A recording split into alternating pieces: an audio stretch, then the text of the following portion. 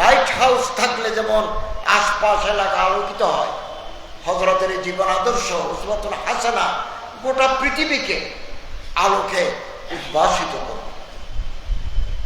আমাদের হযরতের জীবন আদর্শ সুন্নাত ব্যাপকভাবে চর্চা করা দরকার।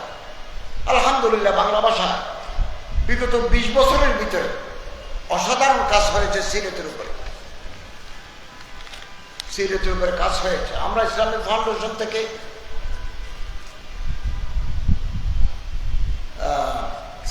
সিরাত বিশ্বকোষ বের করেছি 20 খণ্ডের মতো। সাহাবা বিশ্বকোষ আমরা হাত দিয়েছি। 10 জন বড় সাহাবী আশরাতুল মুবাশশারা 1 খণ্ড করেছি। এরপরে আমাদের এখন কাজ চলছে উম্মাহাতুল মুমিনিন, আল্লাহর পয়গম্বর সাল্লাল্লাহু আলাইহি সম্মানিত স্ত্রীগণ, সহধর্মীগণ। এরপরে আহলে বাইতে রাসূল আমরা ধরব। আউলিয়াদের জীবন শুরু করেছি। প্রথম খণ্ড বাজারে আছে, দ্বিতীয় এবং তৃতীয় খণ্ড ছাপা চলছে, এরপর চতুর্থ খণ্ড। আমরা চাই বাংলাদেশের যারা আউলিয়া, ওলি, ওলামা, নোখাবা, ওরাফা, জোয়ামা যারা আছেন, কোনো না কোনো ময়দানে তারা খেদমত করেছেন, তাদের জীবন, তাদের কারনামা, তাদের অ্যাকমপ্লিশমেন্ট, তাদের কন্ট্রিবিউশনস ইতিহাসে নথিবদ্ধ হোক।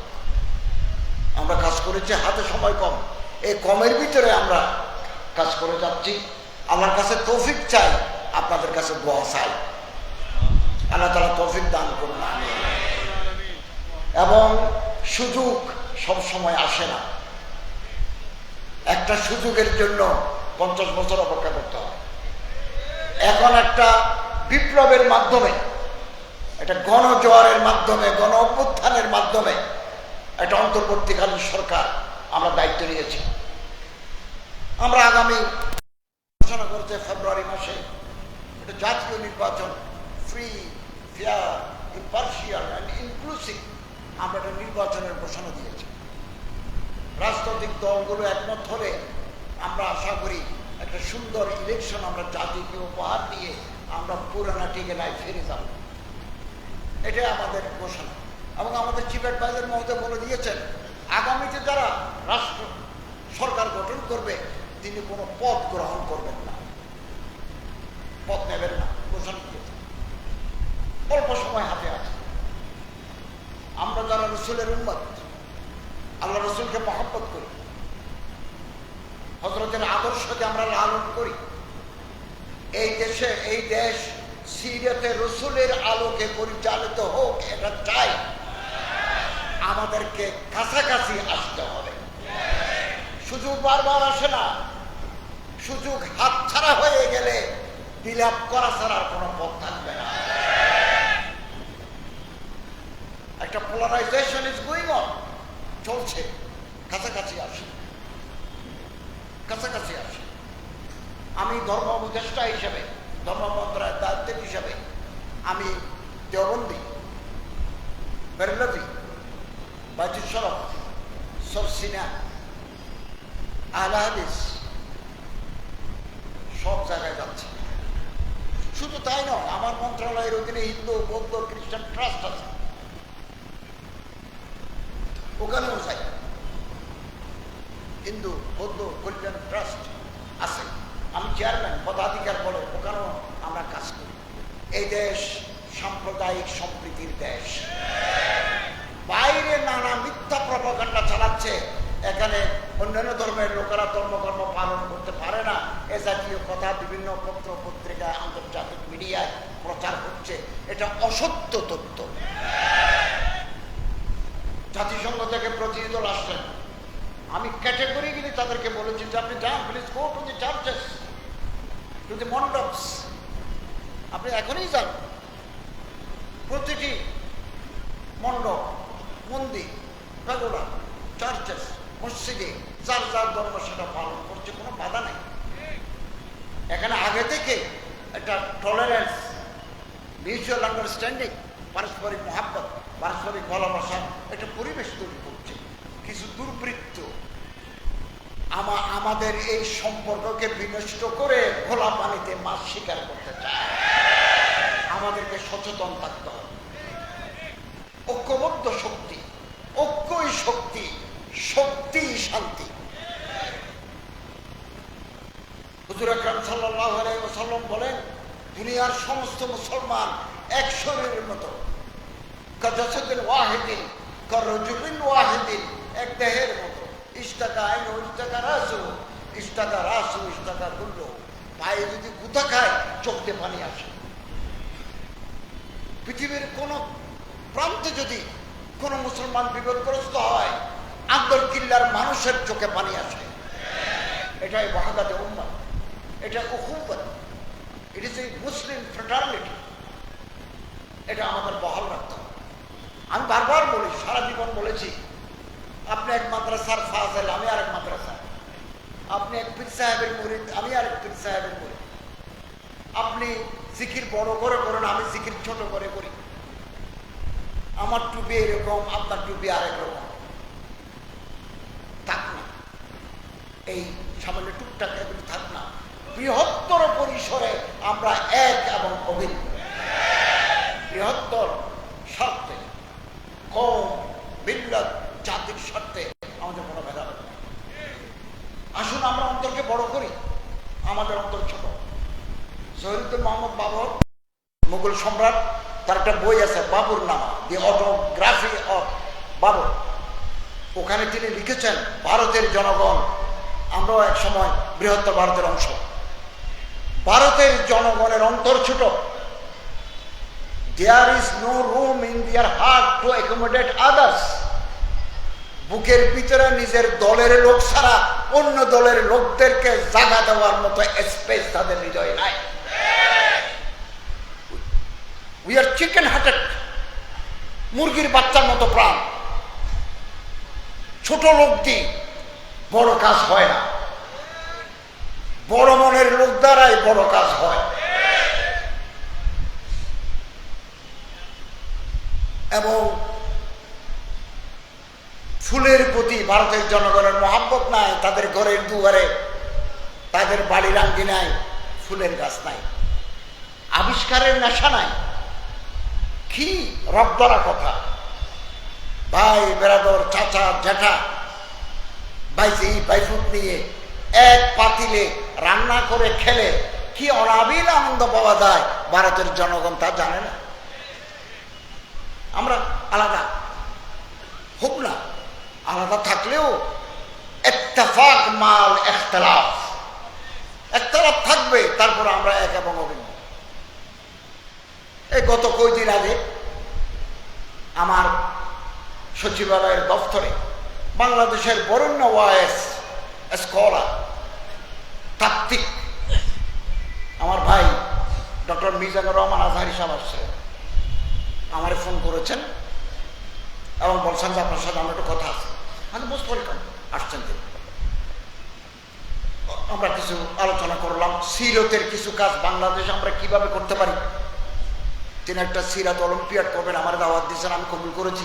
আরো কিছু জরুরি কথা বলেছেন। আমি যাওয়ার সময় আমার চেম্বার থেকে বের হয়ে লিফট পর্যন্ত ওনারে এগিয়ে দিয়ে এসেছি এবং তিনি বলছেন যে আপনি কেন আসছেন, আমি চলে যেতে পারবো। এটা হচ্ছে মানুষের প্রতি মর্যাদা, সম্মান। আমি আমার ভাইকে সম্মান করলে আল্লাহ আমারে সম্মান দিবেন। আমি যদি গুতাগুতি করি আল্লাহ আমারে ফেলে দিবেন। এই যে হযরত প্রফেসর ডক্টর আবু নওয়াব, চট্টগ্রাম আন্তর্জাতিক ইসলামী বিশ্ববিদ্যালয়ের ভাইস চ্যান্সেলর, সাবেক vice chancellor professor Abu Bakar Rafiq Saheb, দেশের বরেণ্য আলেম। উনি কামেলে ফার্স্ট ক্লাস ফার্স্ট পুরা বাংলায়। মৌলানা আবু বকর রফিক সাহেব, আল্লাহ ওনারে হায়াত দারাজ করুন। मौलाना अबू नौमान साहब का अल्लाह ताला हयात दराज करो। आप जीते रहे 1000 बरस, उस बरस के हर दिन हो 1000 बरस। अपना उस्ताद उन्नी होल बांग्लादेशे कामेल एक नम्बर, ढाका विश्वविद्यालय honours master first class first, Khartoum বিশ্ববিদ্যালয় সুদান, আমাদের রত্ন, আমাদের গৌরব। আমরা মানুষকে সম্মান দিলে আল্লাহ আমাদেরকে সম্মান দেবে।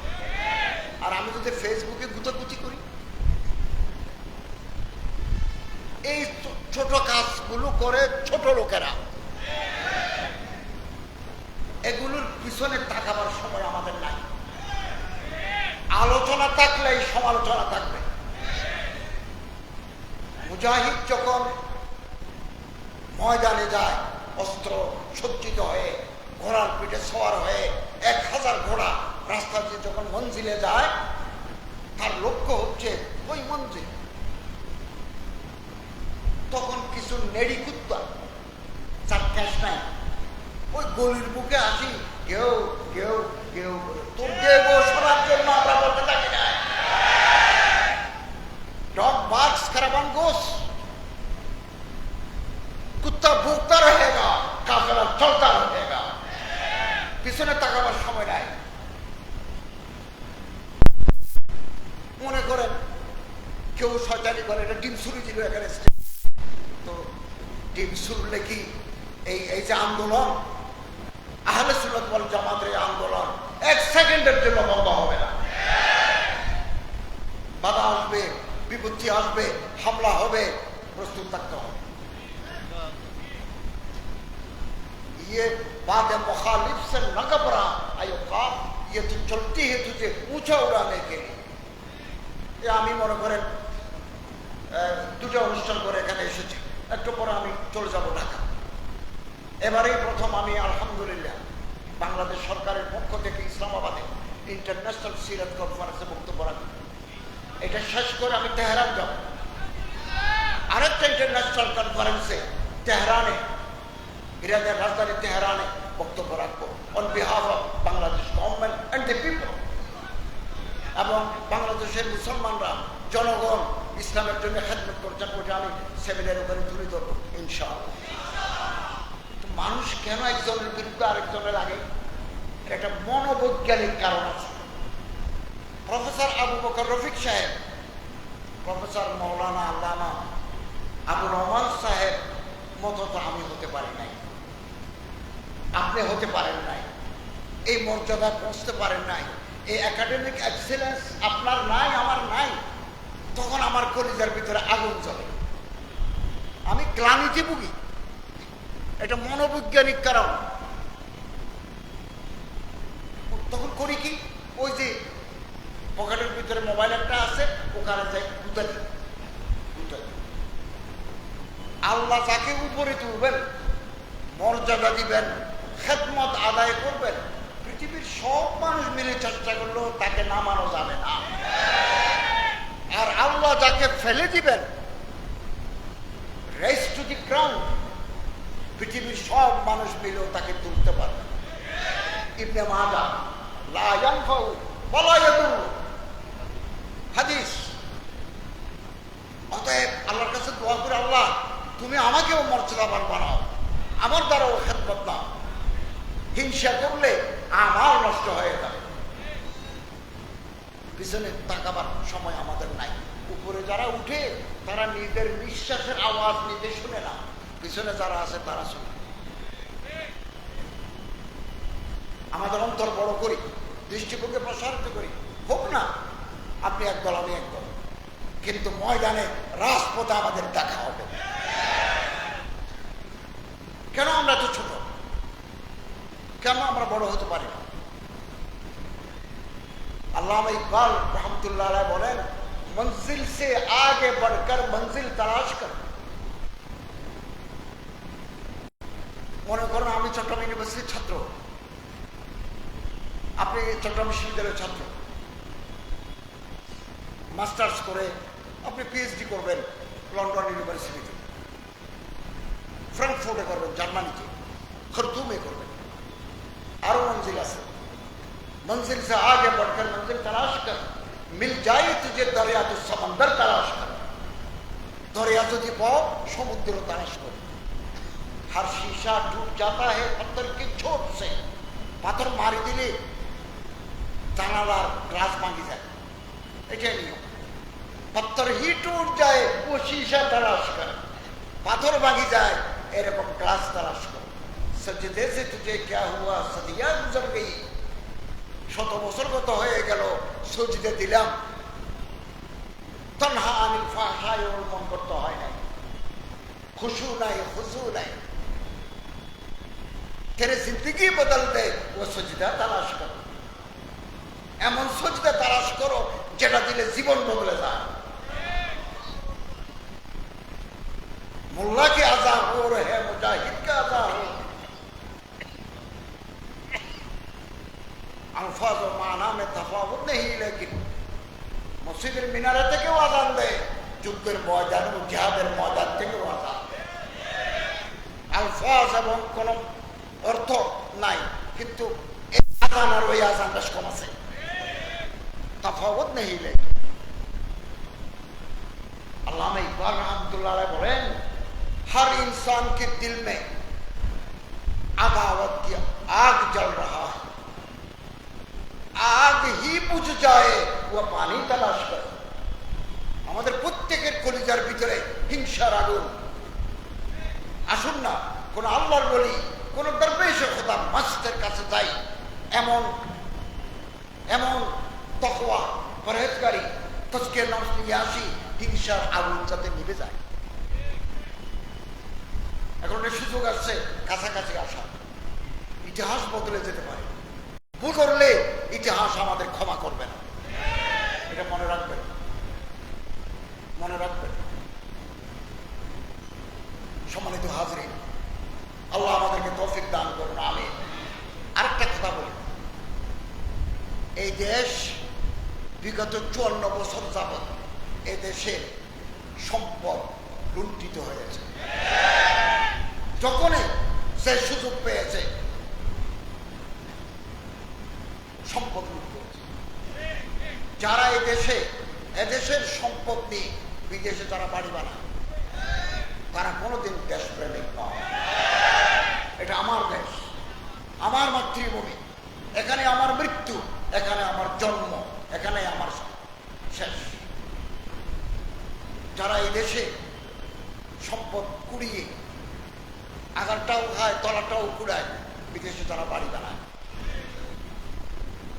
এরা কোনোদিন দেশপ্রেমিক মানুষ হতে পারে না আমরা যখন দায়িত্ব নিই গত বছর 8ই আগস্ট রিজার্ভ ছিল $20 বিলিয়ন এক বছরের ব্যবধানে এখন $32 বিলিয়ন আমাদের রিজার্ভ আমরা যত বৈদেশিক দেনা মার্কেট থেকে আমরা পরিশোধ করেছি রিজার্ভে হাত দিই নাই গত বছর যখন আমি হজে পাঠাই প্রতিদিন সৌদি আরবকে আমাদেরকে কোটি কোটি টাকা দিতে হয়েছে 1 লক্ষ হাজি আমি বাংলাদেশ ব্যাংকের গভর্নরকে প্রতিদিন টেলিফোন করতাম আপনি আজকে এত কোটি টাকা সন্ধ্যার আগে দেন তিনি বলেন ঠিক আছে মার্কেট থেকে দিচ্ছি রিজার্ভে হাত দেয় না আমরা রিজার্ভ রেখে যাচ্ছি আগামী দিনে যারা আসবেন তারা রাষ্ট্র পরিচালনার জন্য রিজার্ভের টাকা পাবেন ব্যাংক খালি করে দিয়েছে ব্যাংক খালি করে দিয়েছে এরকম ঘটনা ঘটে এদেশ আমার এদেশ আপনার 54 বছরে যারা এই দেশকে তিলে তিলে গড়ে তুলেছে আমরা তাদের প্রতি শ্রদ্ধা জানাই বহু নাক্কার পরেশকার মানুষরা দেশে আছে আমরা কেন ভালো হইতে পারলাম আমরা কেন চোর কেন চুরি করি সব জায়গায় চুরি করার একটা টাকা মেরে দেওয়া একটা রেওয়াজ চালু হয়েছে রেওয়াজ আমাদেরকে এই রেওয়াজ মানতে হবে নাক্কার মানুষকে রাষ্ট্র পরিচালনার দায়িত্ব দিতে হবে সৎ পরহেজগার মুত্তাকি মানুষকে দায়িত্ব দিতে হবে যারা কোটি কোটি টাকা দেখলেও পিছনে ফিরে তাকায় না সুন্দরী মেয়ে দেখলে পিছনে পিছনে দৌড়ে না এরকম পরহেজগার মানুষ রাষ্ট্র পরিচালনা করতে হবে ক গেল খ আসলো খ গেল ক আসলো ক গেল আসলো চিন্তা ভাবনা করে দেখুন চিন্তা ভাবনা করে দেখুন রিজিকের মালিক আল্লাহ আমি ইন্টারন্যাশনাল ইসলামিক ইউনিভার্সিটিতে অ্যাডজাঙ্ক ফ্যাকাল্টি অতিথি শিক্ষক হিসাবে শিক্ষকতা করতাম ওখান থেকে আমি উপদেষ্টা হয়েছি এরপর আমি 26 বছর মরগরি কলেজে করেছি শিক্ষকতা করেছি হালিশহর একটা মসজিদে জমা পড়ে থাকি ওয়াজ করতাম এখন ডিসেম্বর ফেব্রুয়ারি নির্বাচন হয় আমি সবগুলো শেষ করে আমি চট্টগ্রাম পুরোনো ঠিকানায় চলে আসি। আমার ইমামতিও নাই, মাস্টারিও নাই, আমার আয়ের কোনো পথ নাই, আমার থাকার নিজস্ব কোনো জায়গাও নাই, বিল্ডিংও নাই, কিন্তু আমার রাজ্জাক আছেন। ওর রাজ্জাক মধ্যে আমি আল্লাহর কুদরত দেখবো, কুদরত দেখার অপেক্ষায় আছে। ওমা মিন দাব্বাতিন ফিল আরদি ইল্লা আলাল্লাহি রিজকুহা, পৃথিবীর সমস্ত প্রাণীকে আল্লাহ রিজিক দেন, আমাকেও দেন, আপনাকেও দেন। আমি বারে বারে আল্লাহর রহমত দেখে অবাক হচ্ছে, অবাক অবাক হচ্ছে। এই যে সমুদ্র, মহাসমুদ্র, মাছ আছে, এই মাছের তো ব্যাংক ব্যালেন্স নাই, মাছের তো জমিন নাই, মাছের তো ডিপিএস নাই। আকাশে কোটি কোটি পাখি সকালবেলা বের হয়, পেট ভরে ঢুকে, তার তো কোনো জমিন নাই, তারে আল্লাহ রিজিক দেন। আর রিজক মকসুম, রিজক কুমফিস সামা, রিজিক আসমানে, জমিনে তালাশ করতে হয়। ঘুষ খেতে হবে না, সুদ খেতে হবে না, পার্সেন্টেজ বাড়াতে হবে না, কানাডায় বেগম পাড়াতে বাড়ি বানাতে হবে না। কি একথা আমি নির্দ্বিধায় বলি, এদেশের মূল ধারার কোন আলেম, কোন পরহেজগার, দিনদার, আল্লাহ ওয়ালা মানুষের এদেশের টাকা লুট করে বিদেশে তারা বাড়ি করেন নাই, না, নজির নাই, নজির নাই। এদেশ আমাদের, এদেশ আমরা কাউকে ইজারা দিই নাই, এদেশ আমাদের। আমরা এদেশকে মহাব্বত করে এদেশকে ভালোবাসি, ভালোবাসি। কেউ যদি আমার জন্য সুপারিশ, কিছু সুপারিশ নিতে আসে, এটা হিন্দু হোক, বৌদ্ধ হোক, খ্রিস্টান হোক, সনাতনী হোক, আমি তাদের কাজ করার চেষ্টা করেছি আমার রেঞ্জের ভিতরে, আমার এখতিয়ারের ভিতরে। ভিন্ন ধর্মের হোক, সেটা আমাদের সঙ্গে আমি করেছি তাদের জন্য, আমাদের করতে হবে। এবং এই সাগরে একটা মাছ আছে, তিমি মাছ, তিমির ভিতরে নীল তিমি আছে, ব্লু হোয়েল। ওজন কত? 2 লক্ষ কেজি। একটা মাছের ওজন 2 লক্ষ কেজি। 30টা হাতে যদি জবাই করে ফেলে রাখেন, যে ওজন, একটা বড় সাইজের তিমি ওজন তার চাইতে বেশি। পেট কত বড়! একদিনে খাবার খায় 3600 কেজি। তিমি মাছের পেট ভরার জন্য 3600 কেজি খায়। এই খাবার সরবরাহ করেন মালিক। অতএব ঘুষ খেয়ে, সুদ খেয়ে, পার্সেন্টেজ মেনে বিল্ডিং এর ভিতরে রডের বদলায় বাঁশ দিয়ে ঘর তৈরি করে এই টাকা করা হারাম। আমরা আল্লাহ তাআলা রিজিকের দিকে চাই। আমার চাই কি, আপনার চাই কি, আপনার ছেলেদের কপাল আরো উন্নত, আরো উন্নত হতো। আমি নিজের চোখে দেখেছি, বাবা 2 বেলা ভাত খেতে কষ্ট পেয়েছেন, 2 বেলা ভাতের জন্য ওনার কষ্ট চোখে দেখেছি। ওনার ছেলের জমানায় দেখি 5 তলা বিল্ডিং। বাংলাদেশের একজন নাম করালো, আপনারা নাম বললে চিনবেন। ওনার ছেলে মেয়েরা আমার সাথে দেখা করতে আসবেন, আমি অ্যাপয়েন্টমেন্ট দিয়েছি। আমরা যখন ইউনিভার্সিটিতে পড়তাম, ওনার বাসায় বেড়াতে যেতাম। অনেক বড় ধনী লোক, এখন উনি আমার কাছে কিছু সহায়তা চাইতে আসতেছে। আমরা আল্লাহকে ধরি, সিরতে রাসূলকে ধরি, ঈদে মিলাদুন নবীর তাৎপর্যকে হৃদয়ে ধারণ করি। ইনশাআল্লাহ আজিজ, আমরা আশাবাদী, পূর্ব দিগন্তে নতুন সূর্য উঠবে। এটার জন্য আপনারা আমাদের অপেক্ষায় থাকতে হবে। আমাদের একটু কোরবানি দিতে হবে আমার ভাইয়ের জন্য। আমি দাঁড়ালেই না আমার ভাই আমার চেয়ারে বসতে পারবে না, আমি অকুপাই করে থাকলে তো বসতে পারবে না। আমি বড় বড় নেতাদেরকে বলেছি, বড় বড় একেবারে টপ নেতাদেরকে বলেছি, যাদের এই ক্রান্তিকালে আপনাদের এগিয়ে আসতে হবে। আমরা 22 জনে দেশ চালাই, রাষ্ট্র। আমি একমাত্র মাদ্রাসার ছাত্র। আগামী দিনে দিন যে আরো আছে, আগামী দিনে কেবল 5 বছর চোখে দেখি কেন, আরো 50 বছর চোখে দেখবো না? Long term target. এই লং টার্ম টার্গেটে আপনারা আলেম, দিনদার, পরহেজগার মানুষকে দিয়ে রাষ্ট্র পরিচালনার জন্য তৈরি। আপনারা ইতিমধ্যে জেনেছেন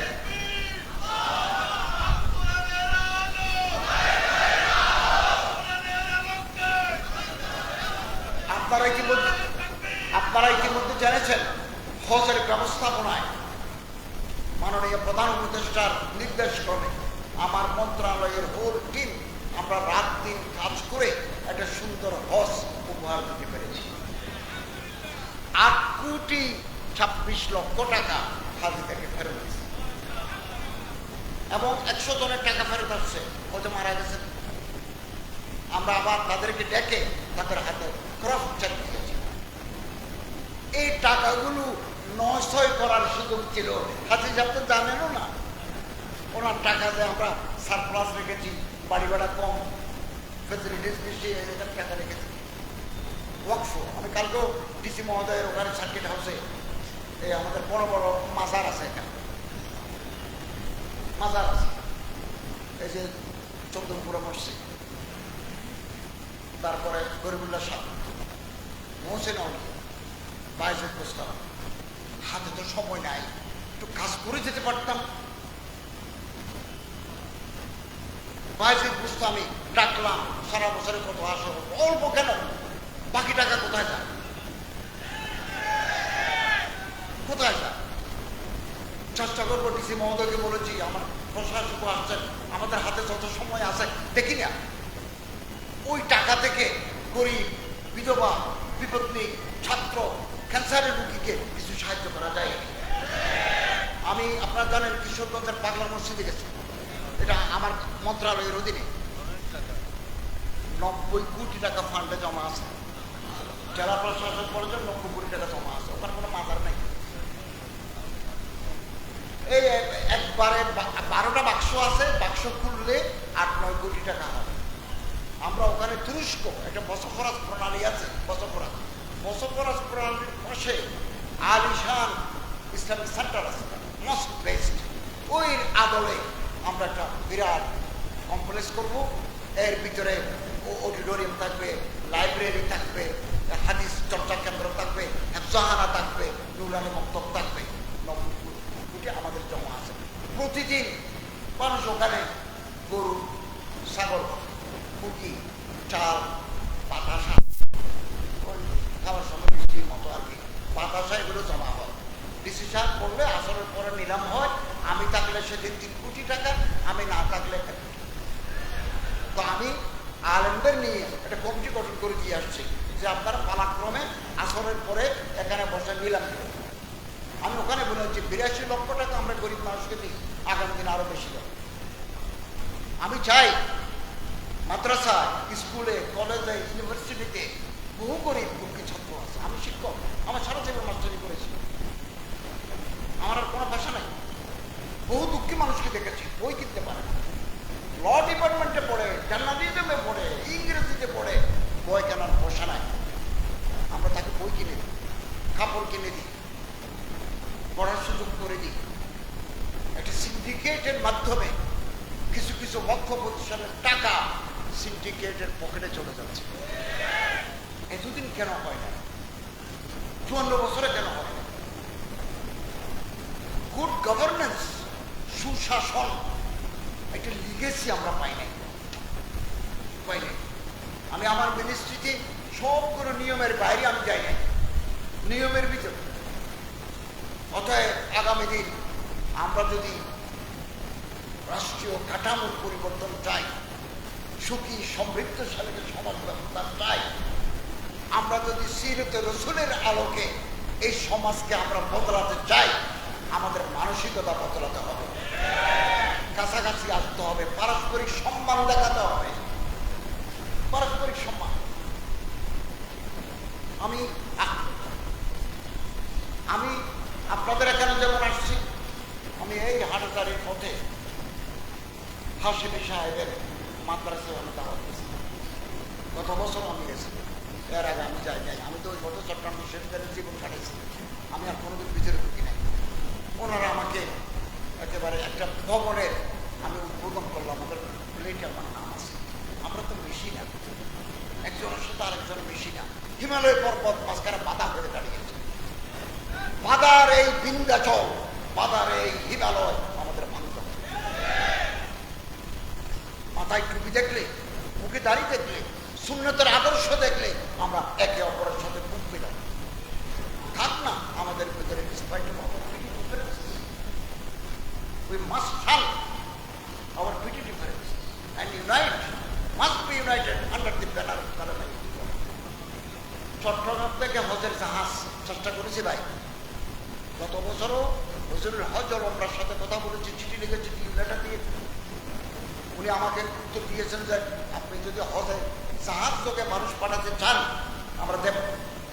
আমাদের জেদ্দা সামুদ্রিক বন্দরে আমরা আপনার ফ্যাসিলিটিস দেব, কিন্তু আমার দেশে জাহাজ নাই, জাহাজ নাই। এবং একটা বড় শিপ বিল্ডার্সের মালিককে ডাকছি, বললো আমাদের তো জাহাজ নাই, কারণ সমুদ্র পাড়ে দিতে হবে, ওখানে তলাতল উত্থাল তরঙ্গমালা, এতগুলো হাতের জীবন একটু সফিস্টিকেটেড আধুনিক জাহাজ না হলে হবে না। এই জাহাজ আনতে $2 বিলিয়ন লাগে। বাংলাদেশ ব্যাংক যদি দেয় তিনি আনতে পারেন, এটা পারি না। জাহাজ নাই, এদেশে জাহাজ নাই। জাহাজ আসলে আমরা হিসাব নিয়েছি বিমানে যত ভাড়া যায় 40% কমে নিতে পারে। তারপরও আশা ছাড়ি নাই। আবার ওনাকে ডেকে আবার আলোচনা করব, কিছু মানুষ জাহাজে আমরা নিতে পারি কিনা, কম খরচে নিতে পারি কিনা। আমি আপনাদেরকে বলবো যারা হজে যাবেন মাহারাম সাথে দিবেন, কাফেলা বলে আপনার বউকে পাঠাবেন না। এই এখন আমি একটা চিঠি পাইলাম, এক মহিলা হারিয়ে গেছে। আমি এখন তদন্ত করবো, যাতে আমার মক্কাতে আমার অফিস আছে, আমি এখানে টেস্ট পাঠাবো যে মেয়েটাকে দেখেন কোথায় কোথায় আছে। এবছর 24-25 সালে একটা মানুষ হারিয়ে গেছে, আমরা তাকে খুঁজে পাই। কেন পাই নাই? দলিলে লেখা আছে মানসিক ভারসাম্যহীন। তো মানসিক ভারসাম্যহীনকে আমরা হজে পাঠালেন কেন? একে তো আমরা খুঁজে পাই না, কবরস্থানও নাই, হসপিটালও নাই। আরাফাতের মাঠে ডেলিভারি হয়, কেন আপনি তাকে হজে নিলেন?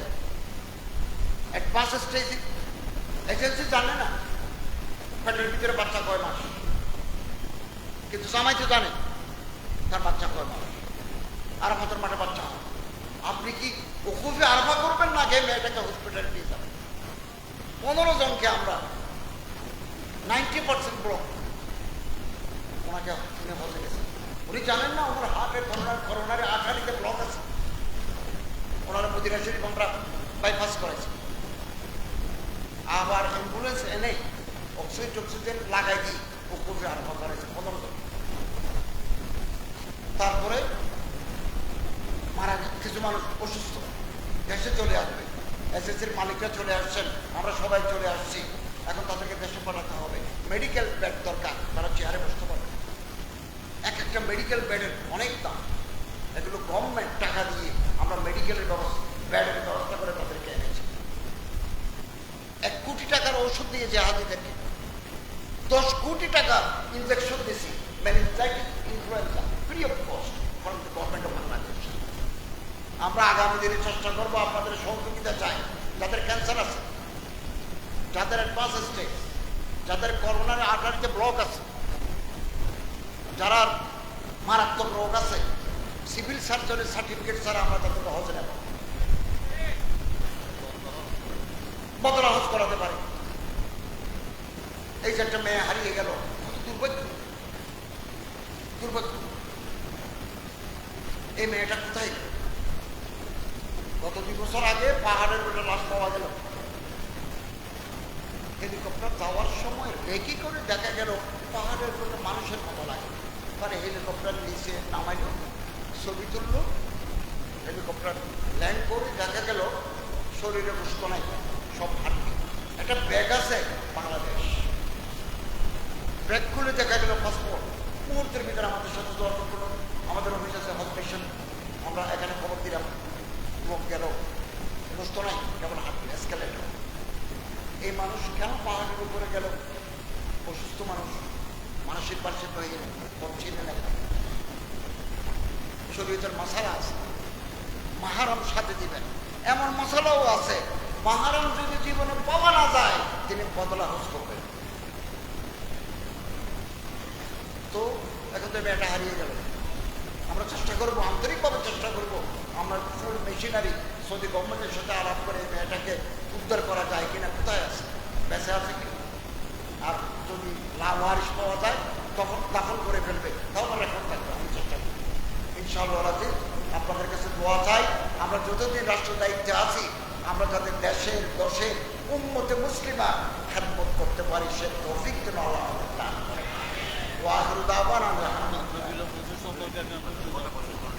আচ্ছা, আন্দরকিল্লা জামে মসজিদ, এটা আদি আহমদ সাহেব আমাদের আওলাদের রাসূল হযরত মাওলানা এবং সাবেক এমপি শাহজাহান চৌধুরী সাহেব, এই বেচারা অসুস্থ মানুষ, কদিন পর পর মিনিস্ট্রিতে গিয়ে আমার সাথে দেখা যায়।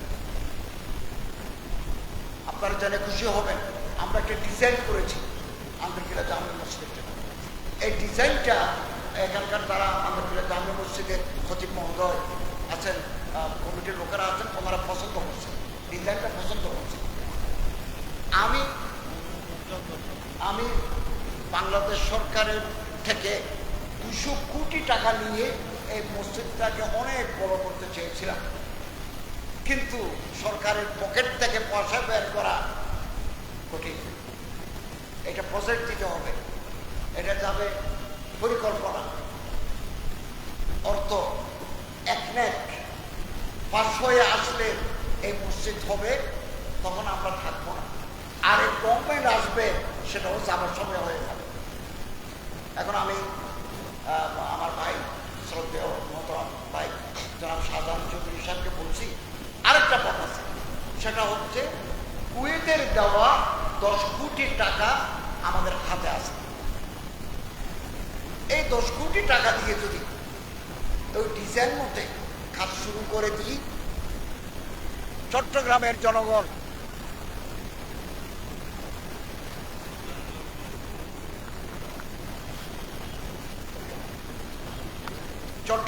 জনগণ ধনাঢ্য ব্যক্তি, এই আন্দরকিল্লা শাহিদ আহমেদ মসজিদের প্রতি মানুষের মহব্বত আছে। আমাকে শাহজাহান চৌধুরী সাহেব জানিয়েছেন যে আমাকে একজন বলেছেন এই মসজিদে যত রড লাগবে উনি একা দিবেন, এবং আমরা এখন সিদ্ধান্ত নিয়েছি যে আমরা সরকারের 200 কোটি টাকার জন্য অপেক্ষা না করে কুয়েতের দেওয়া 10 কোটি টাকা দিয়ে এই মসজিদের কাজ শুরু করে দেব। এবং ইসলামিক ফাউন্ডেশনের বোর্ড অফ গভর্নরসে 27 তারিখ মিটিং ছিল, আমরা ব্যস্ততার কারণে মিটিংটা একটু পিছিয়েছি। ইনশাআল্লাহ আগামী 15-20 দিনের ভেতরে মিটিং দিয়ে এটা পাস করে আমি এসে উদ্বোধন করে দিতাম। আপনারা যে যেখানে আছেন ওখান থেকে সাহায্য করে ঐতিহাসিক এই মসজিদকে মদিনার মসজিদের আদলে দৃষ্টিনন্দন মসজিদে পরিণত করবেন। আল্লাহ তাআলা তৌফিক দান করুন। আমিন। ওয়া আখিরু দাওয়ানা আলহামদুলিল্লাহি রাব্বিল আলামিন।